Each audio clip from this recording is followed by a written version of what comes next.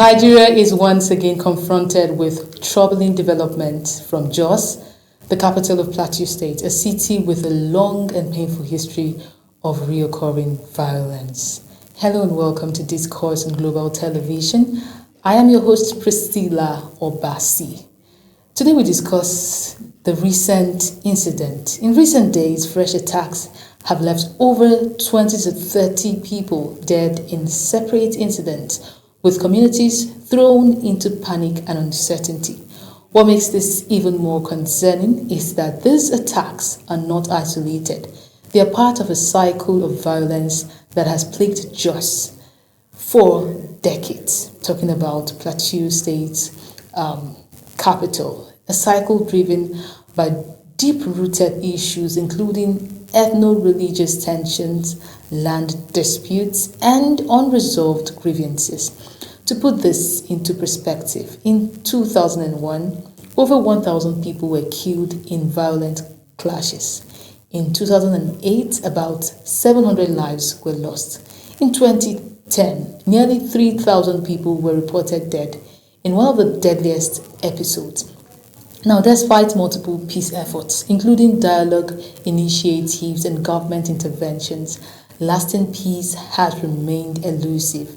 And now, the crisis has taken a deeply troubling turn, affecting not just communities, but education. The University of Jos, with over 50,000 students, have ordered an emergency evacuation of students from hostels due to rising insecurity. This is not just a security issue anymore, if you ask me. It's a human crisis and also an education crisis. It's also a national concern. We want to ask these questions today. Why does Jos keep returning to violence? What are what are we missing in our peace-building efforts? And most importantly, how do we break this cycle for good? Now, it is not strange to any Nigerian at this moment that the issue of insecurity has rampaged, has been ongoing for a while. We've had incidences in both Kwara State, in Niger State, recently the blast in Maiduguri, and other parts of the country. So we just want to ask questions. When did we get this far? How do we get to the point where life no longer matters? How do we get to that point where crisis seems normal? Because the truth of the matter is that you hear these things today and somehow it doesn't come as a shock. I mean, if you've heard of these issues in the last 10 years or even 20 years ago, you are still dumbfounded. But because of the reoccurring incidences with a Nigerian, in Nigeria, in some particular states across the country, sometimes it just appears, just normal. The whole situation is becoming a normalized thing. So we want to specifically talk about the Jos incident, being that it is a recent incident. On Palm Sunday, there were attacks. People lost lives. It circulated on the internet a video where a mother was holding her child and, seeing her child just pass. Quite touching, quite troubling, quite disturbing. Joining me in the studio virtually is Elisha Bingel. He's a social commentator. He's someone that has lived virtually his life in Jos. He has lived his life in Jos, and he is also a political analyst who will help us put these issues into perspective. Okay, you get to meet my guests just after this break. Please stay with us.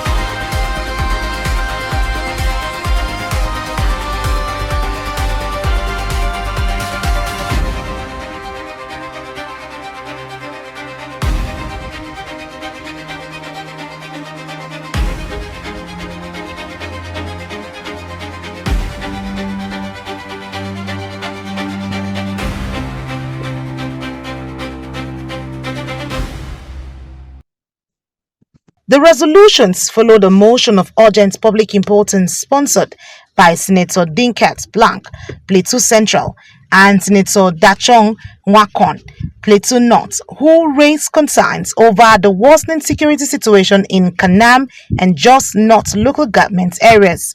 Leading debate on the motion, Blank lamented that Plateau State, once celebrated as the home of peace and tourism, has witnessed a resurgence of violent attacks after years of relative stability. Senate further note that this recent attack appears to be a well-coordinated and well-orchestrated targeting defenseless citizens in a densely populated area bubbling with social, economic, and religious activities. Contributing to the debate, lawmakers expressed concern over what they describe as the increasing complex nature of the crisis, noting its economic, ethnic, and religious dimensions. They urged the Senate leadership to expedite the proposed National Security Summit if it would produce practical solutions to the country's growing security challenges. What is the fate of our security summit now? Because the same thing is happening everywhere. Today, surprisingly, it has even moved into security. Recently in my senatorial district, during fasting, Carlos Lee, went in Dandime local government, they kill about 18 people. And most of these people are ISWAP and they are operating in Africa. The frequency at which these people arrive is worrisome. And what are we going to do about it? We are admonishing that a sincere and heavy approach to this type of wickedness should. Thank you. Your time is up. Deputy President of the Senate, Jibrin Barau, urged security agencies to adopt proactive strategies, including permanent bases in volatile areas, improved intelligence, and increased recruitment into the police and armed forces, reaffirming that the protection of lives and property remains a primary responsibility of government. Prayer 2. Direct the Inspector General of Police to commence investigations and bring the culprits to face the full wrath of the law. Those in favor of this prayer say aye. Those against say nay. The ayes have it. It is, however, hoped that the perpetrators will be brought to book owing to the mourning the state is being thrown into. From the National Assembly, Anieti Patrick, reporting for Global TV News.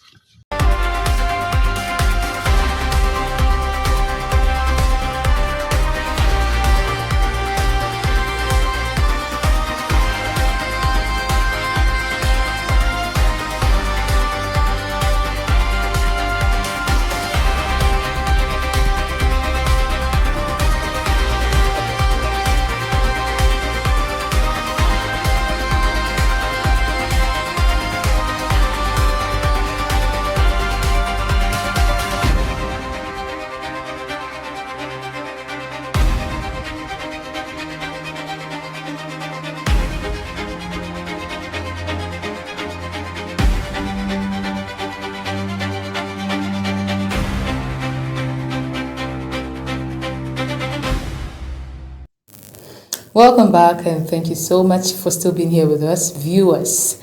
If you're just joining in, this is Discourse on Global Television, where we highlight issues bothering our country.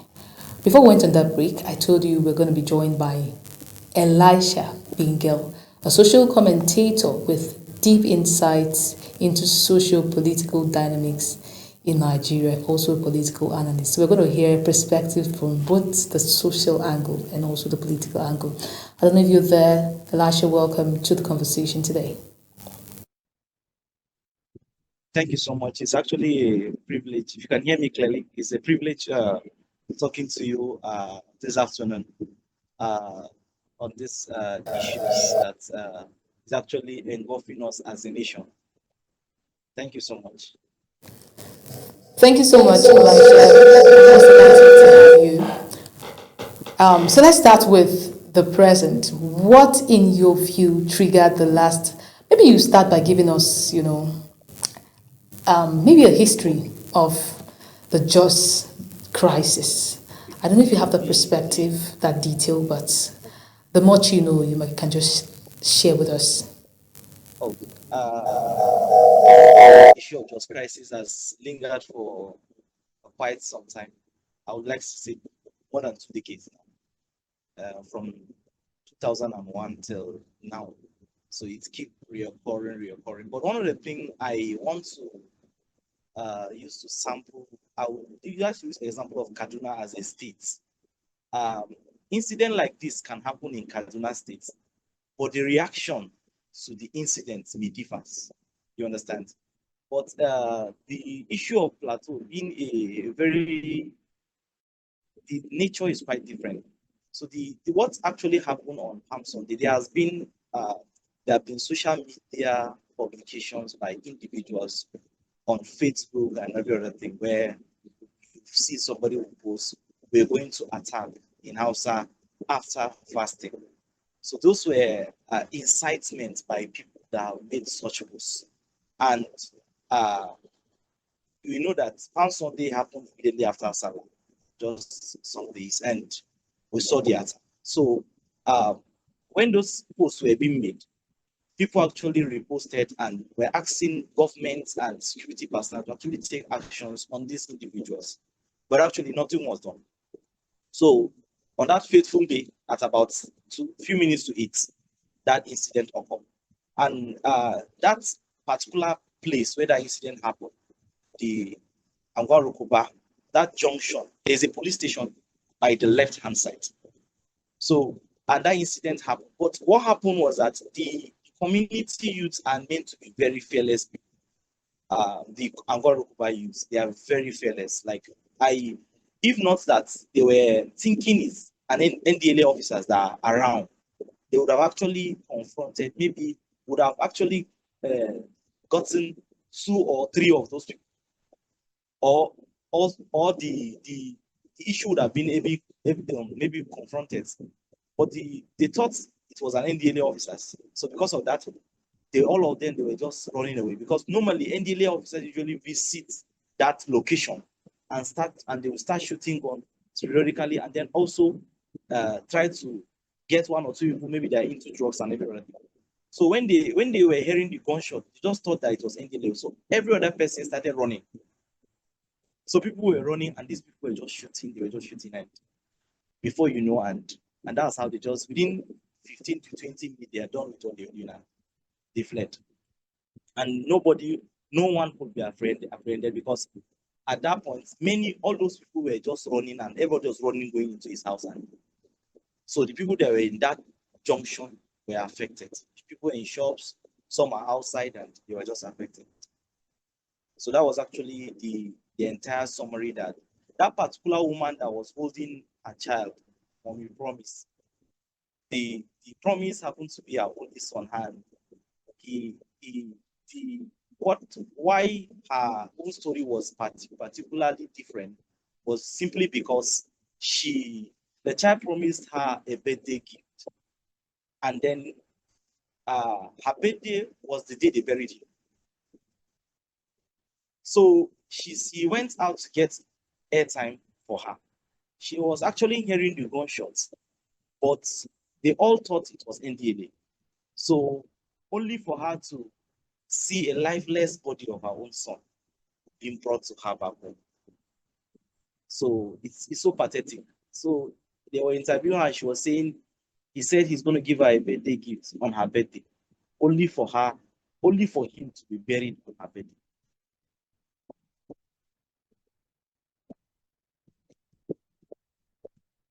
Thank you very much, Elisha, for that foundational, build up of, this whole incident. I came across that video, and I don't think I've watched anything pathetic, sad, in a long time. Watching a mother, carry her son, a dead son. I don't think it's anything in any human being wish for another person. You don't wish that even on your enemy. So it's quite sad. And you've tried to share what triggered this violence. I'm very sure it's basically the recent violence you're sharing with us, right? These gunmen, these people that came out, according to what we heard, some of them were wearing camouflages. So they were all kitted up in, uniforms, soldier outfits and all of that. Um, is there any trace to these people? Has there been, such in just before this last incident that occurred? Is this a repeat of what had happened before? Is there any, security pointer to, the fact that this was promised, or this was told, or they gave a warning? You get? Is there anything you can point to the fact that it was expected, or was it just quite a shock for the people of Angwan Ruguba? Yes. The incidents that happen, oftentimes, most of the times, many of the communities, this is the second time, if I'm not mistaken, in 2 to 3 years, that a major city hub within the state capital, the Jos itself, is being affected. I guess the last one that happened was in Narabuta, where more than almost 50 to 30 people were shot, and those bodies were even taken to the government house. That incident happened in Jos Town. Now, this second incident that happened also in the city center. Angwarukupa is a city center within that Jos metropolis. Now, the entire thing, this incident, there is no trace to the people that actually portrayed that evil, because most at times the incident that usually happen with those times, most of those people come with a big symbol of the military people, the bandits, as they are called. They usually come with either you see a muffler or putting on a trouser of the Nigerian army, the camo. You understand? They put on something so that when you just at least see them, you may just be seeing people just passing or dropping, you may even be thinking they are personals, but not knowing they are not personals. They may not dress completely, but they may dress half. Most of the time, it has always been like that. You must always see them with such trace of those military thing with them. So that's the general. It has always been like that. Most of those times. And for some of our forces that stay in Fanot, maybe Maiduguri, the Fanots, they usually use that veil that the Arabs use. They use it. Soldiers also use it. So most of the soldiers that stays in checkpoint, you end up seeing them putting on just a t-shirt and then maybe a camo and then maybe a veil. They usually put those things. Maybe because of the dust to cover their face and all that. So they usually do those things. So those bandits that uh, uh, did that evil that very day actually also came in that same aspect, so that immediately they can just start opening fire on people. And it's around that 8, 9 to 8:30. That location is usually very, very busy. It's a very, very busy junction. Very, very busy junction. And one of the things is that even if notice are sent that this evil will happen that day, many people are not prepared. How many Nigerians have license to even hold weapons? How can you even get it? How can you purchase it? Unless you have been sponsored or you have another means. These guns these guys are holding, it's not a small gun. Yesterday, and they have been shooting in Barikiladi also, not far from the airport. There's a Plateau State Polytechnic there. When you see the pictures of those bullets these guys are using to shoot, it's not small guns these guys are holding. It's not locally made weapons. These weapons are imported weapons. Those weapons, they don't make it in Nigeria. So these people doing this evil act are actually being sponsored to do that evil act. But the problem I tend to have with the resident of Jos, both the Muslims and the Christians, is that as this incident is happening, these people that did this evil actually came to bring conflict in the state. That was what happened yesterday. So immediately the government removed the coffee yesterday. There have been a lot of issues before it just being killed silently. There are a lot of casualties. Up to today, people are still being missing. Students were killed, individuals were traveling on the road, they were captured inside the car and they were killed, both Muslims and Christians. So now they are there celebrating their happy day. They're actually trying to bring the heads of the and many of those things that usually happen in the place where it doesn't happen in the place where the bourgeoisie stay, the rich people stay. It usually happen in the place where the poor people stay. the crisis most of the times. So it's just God that helped. Yesterday, it would have just been a different story. Security will have to just be on deck to actually control the situation entirely in Georgetown. It would have just been a different entire story entirely. Maybe if not of the quick response they had yesterday, immediately they relaxed that conflict, would have had casualties more than 100 of yesterday incidents alone.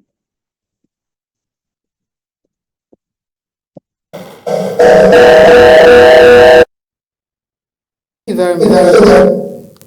Thank you, Elisha, for that detail yet again. Quite sad, if you ask me. And then we've seen repeated attacks over the years. My question is, why does Jos remain a vulnerable place, so vulnerable, despite, past interventions of trying to bring peace and restore calm to that place? I personally would, want to share a story. While I was growing up, I really wanted to go to Unijos. It was one of my dream schools. But then, as I grew up, I was just always told that no, Jos is a no-go area because of the fact that there's always crisis. This crisis has lingered for so long. I understand the fact that there are other parts of Nigeria currently going through some kind of insecurity or the other, but particularly Jos has a history of crisis. And you would want to think that attempts have been made for peace, yet, despite all the intervention, Jos remains so vulnerable. Why do you think this is? One of the things I would expect, you see, I usually place Jos side by side Kaduna. There are places in Kaduna that have experienced series of attack. Places like, let me say, Goningora, Marabanrido. People were kidnapped, people were shot. But the response has actually been different. There was instance in Kaduna, I remember when when bomb blasts usually happen repeatedly, that happened even in Shalom. But the response has always been different. If that incident will happen in Georgetown, the response would trigger a crisis. Now, one of the things I would love the both the religious leaders to actually embrace is that our peaceful coexistence will actually bring prosperity to the state and actually project the state in a better light than always the negative. Now,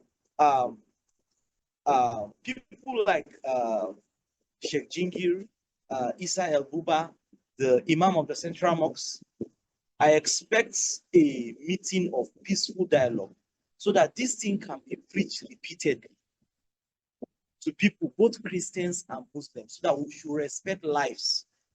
Because if such incident happen, and it's always after the incident, people will come and do their evil, and then they will go, and then the next thing we start killing ourselves. We are not actually projecting a better image of the state. So there should be more. We should have more peace ambassadors from the religious leaders to political figures that represent both the northern side and the southern part of Plateau. You understand? Before this incident happened, there was an incident that happened along Brekiladi that some people were killed along the way. That was what led to the statement that those guys made that we saw in social media were saying we're gonna attack Jos after Saturday. So, but most of the people who were killed in that car, that accident, that incident, were mostly Muslims. So, oftentimes, after an attack in an environment, the next we hear a reprisal attack. You always hear people who are being attacked on car. So, one of the things for us to have a long-lasting peace, like what the Kaduna people, metropolis are enjoying now, one of the things is that peace needs to be preached, and then it begins with me.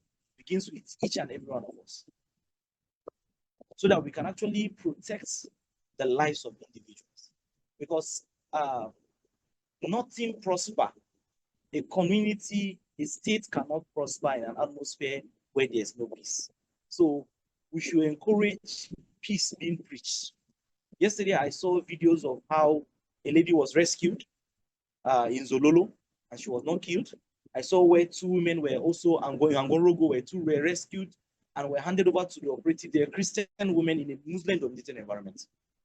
So you can actually see that act was actually being initiated by individual who say, don't touch him, leave her, let's hand over her. So if we can have such people with such mindsets, 3, 10, 30, will keep multiplying and actually having such mindset. I believe this incident will actually reduce.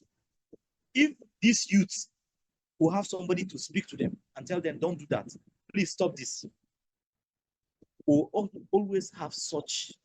It's the same just that we have imams that rescued almost in Barakaladi years back. He passed on, is it early this year or late last year? Almost 100 and something Christians. He kept them in the mosque. He pleaded with these people not to be. You understand? So peace needs to be preached more and more amidst the Christian and the Muslims, both in our churches, in our mosques, and then political figures representing those locations, the councillors representing those locations need to preach peace amidst their people. Our peaceful coexistence is very, very important at this time and season we are in Nigeria, because there are people that they feed on daily survival.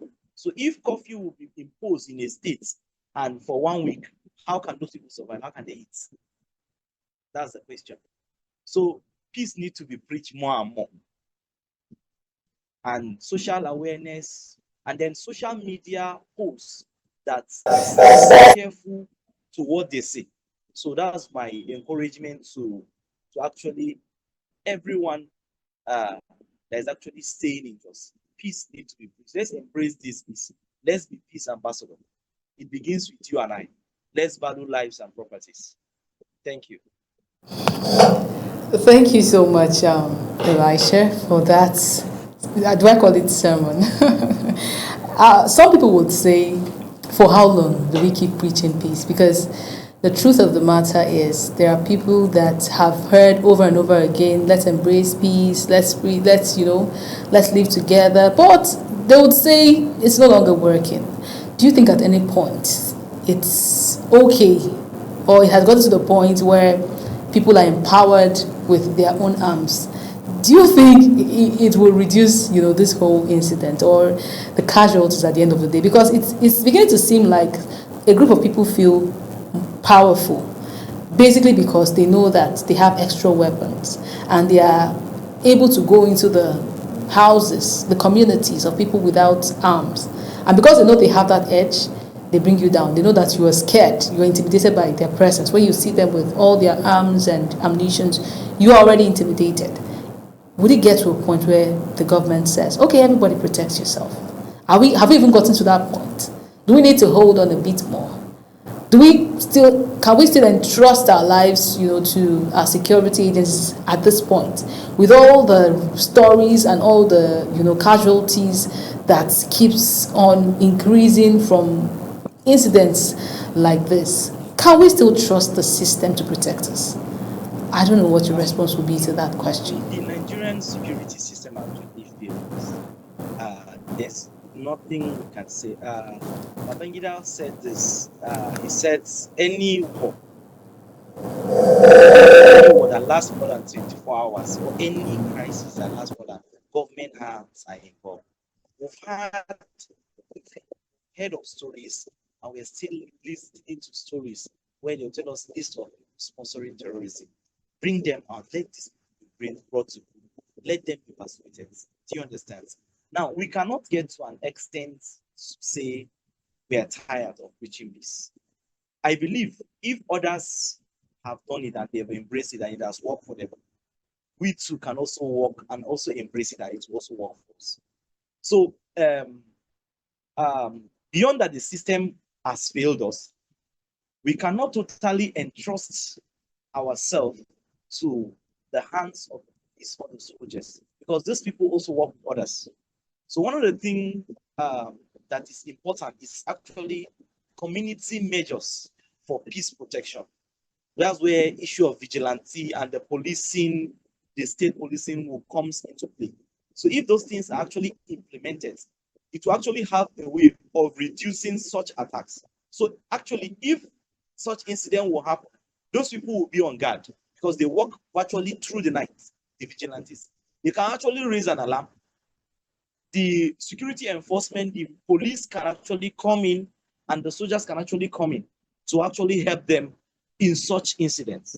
You understand? Because most of those incidents usually happen 15 to 20 minutes. So if there is a closer checkpoint or a close by where there's actually a division where soldiers stay, they can actually rush in and come in.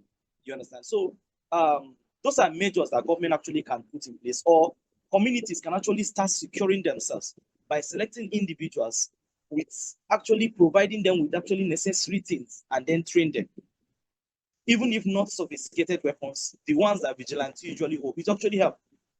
Like where I stay in Jos, Abattoir, we have this vigilante in my streets. Sometimes when you're moving by 10, 11, they tend to ask you questions. Where are you coming from? They ask you questions and they talk to you, they interact. Once they see somebody parading that environment, they'll ask questions. So actually, those ones help. They contribute money from the community. They gather money house by house to pay them 1,000. They gather it to pay them. They actually help to protect those shops and the people in that environment.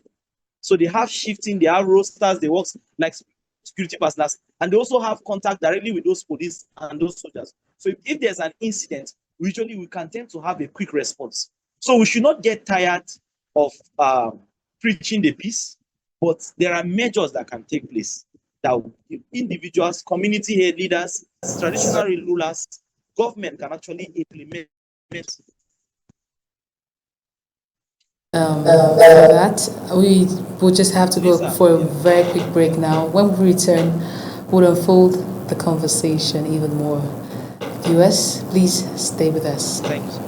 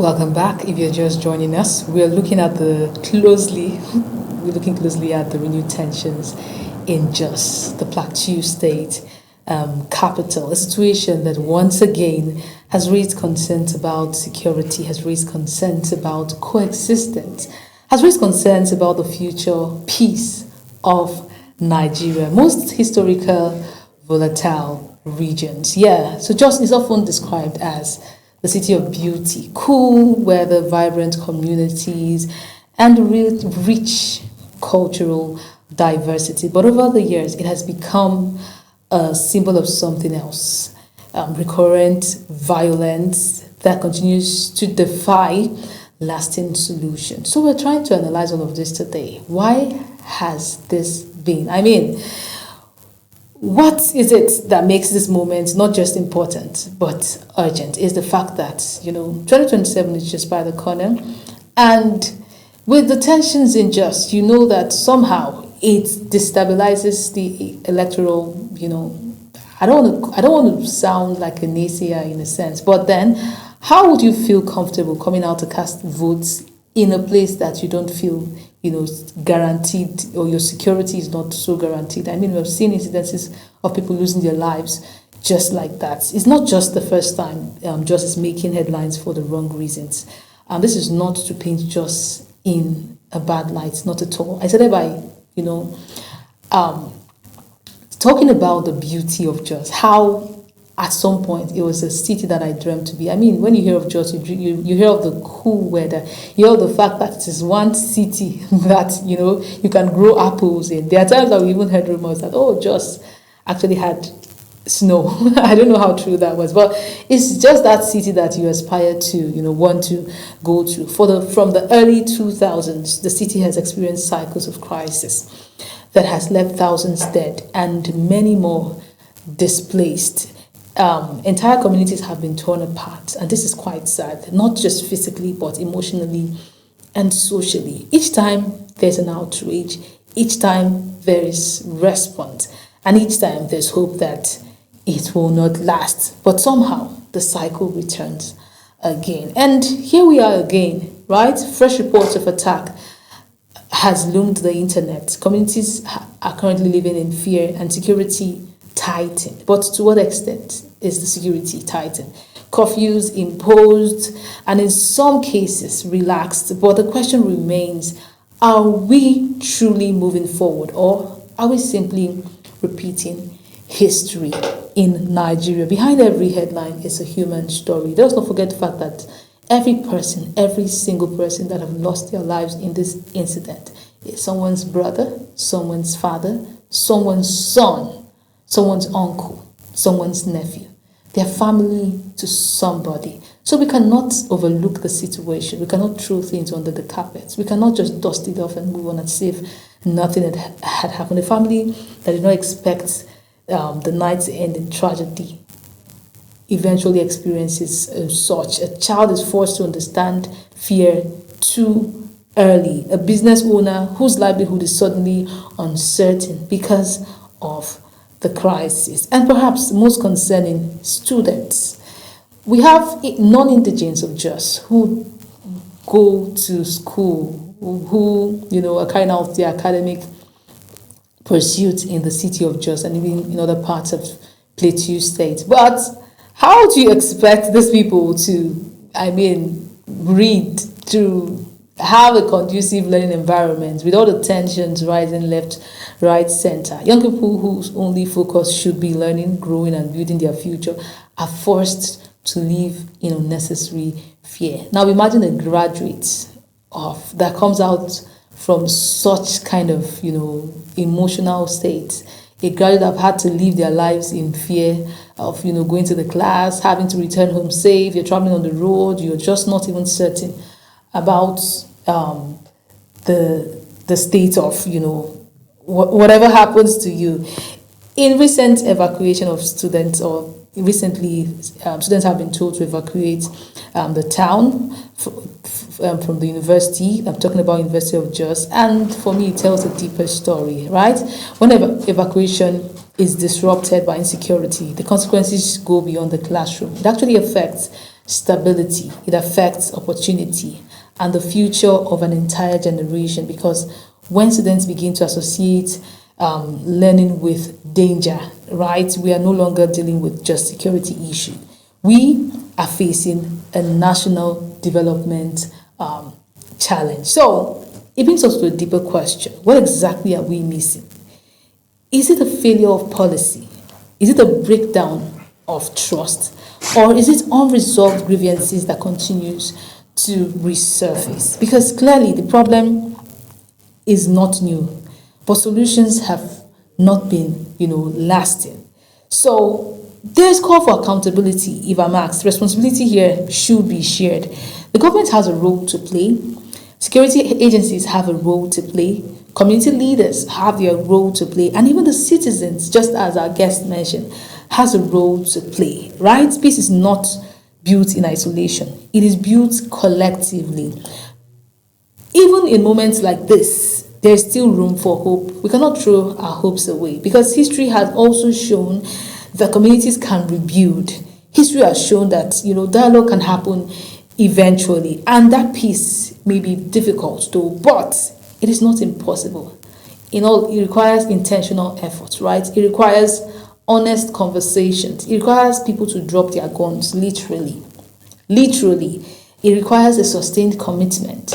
It requires joint effort again, I would say. So, and this exactly is why we're having these conversations, so that we don't keep going round this cycle. We must have conversations like this to end the cycle. Whether you're a policymaker, whether you are a student, whether you're just an indigene of Plateau State, whether you're an indigene of, Jos, or simply a concerned citizen as I am. This is a national issue that eventually affects all of us. So it's important to talk about these things.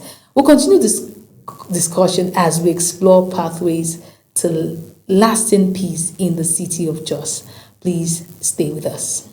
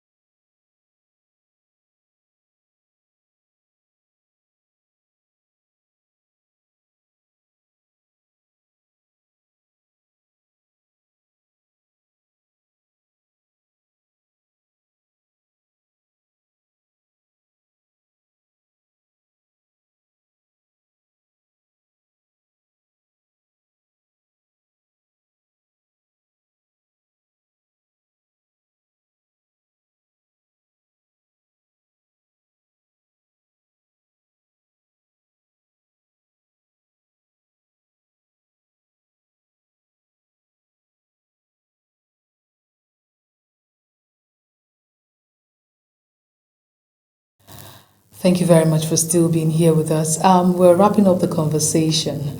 It has been an emotional episode for me particularly. I don't know about you viewers, but I'm very sure that if you're someone that is connected to Nigeria, you will have, experienced your own grief and pain through the whole insecurity in Plateau State. Just as we bring this conversation to a close, I don't know if our guest will still be we'll join him briefly before we close. But then it's important to remind ourselves that what is happening in Jos is not just another news, not exactly.